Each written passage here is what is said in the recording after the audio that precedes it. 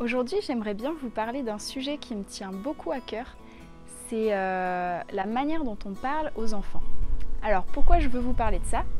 C'est parce que récemment, je suis allée dans un jardin d'enfants et j'ai entendu des mamans qui parlaient à leurs enfants d'une manière qui m'a vraiment fait mal au cœur. Elles disaient des paroles du genre « Oh, t'es vraiment vilain, pourquoi tu fais ça t'es terrible, hein. Oh, celui-là, il n'y a vraiment rien à en tirer.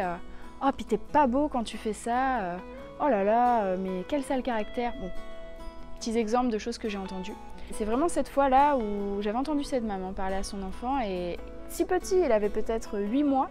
Je me suis dit, mais c'est dingue quoi. Le petit, il a 8 mois, son caractère, il est même pas encore vraiment établi et déjà, il se retrouve enfermé dans une boîte de paroles.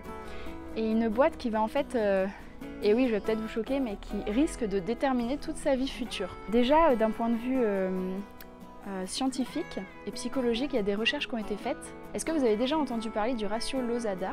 En fait, c'est un ratio qui explique combien de paroles positives par rapport à combien de paroles négatives. Les enfants sont encore plus sensibles aux paroles parce que comme je vous disais, l'identité elle n'est pas encore faite quand on est enfant. Donc on attend tout, enfin dites-vous, les enfants ils attendent tout de vous, quoi. Ils attendent tout de leurs parents. C'est vous qui allez mettre le cadre de qui ils sont.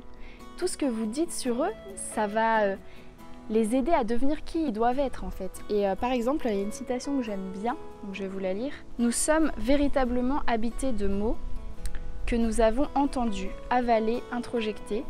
Notre propre identité en dépend. » C'est un psychothérapeute en fait. Comment est-ce que les paroles peuvent affecter notre identité tout entière? Comment est-ce que les paroles peuvent déterminer en fait notre vie future et qu'est-ce qu'on va devenir, qu'est-ce qu'on va oser faire dans la vie ou ne pas oser faire, tenter ou ne pas tenter. Et en fait, il y a une explication à ça, c'est que souvent on pense que les paroles n'ont pas de pouvoir parce qu'elles sont abstraites. C'est vrai que si je dis une fleur, ça ne crée pas une fleur, je suis d'accord avec ça. Ça ne fait pas que la fleur est là si je dis qu'elle est là. Mais pourtant, les paroles, il y a vraiment une substance derrière qu'on ne voit pas, une substance invisible qui crée des choses dans le temps en fait, qui crée des choses à long terme. C'est-à-dire que ça va peut-être pas se faire comme ça du jour au lendemain et du coup vous allez croire que vos paroles n'ont aucune importance, mais c'est vraiment ce qui se passe. Vous avez vous aussi certainement entendu des paroles qui vous ont suivi en fait toute votre vie, des paroles souvent négatives, malheureusement plus souvent négatives, surtout en France. Et ces paroles-là, elles vous ont enfermé et c'est comme si toute votre vie, vous avez cherché à prouver que ces paroles étaient fausses. Maintenant, essayez de réfléchir à toutes les décisions que vous avez prises dans votre vie, qui étaient en fait basées sur des choses qu'on avait dit sur vous.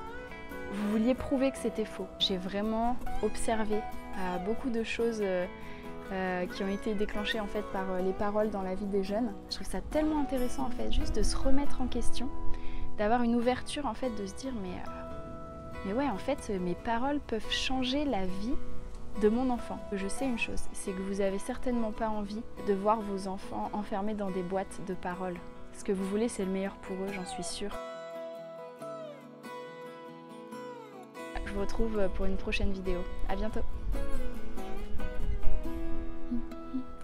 Mais tu me regardes depuis tout à l'heure?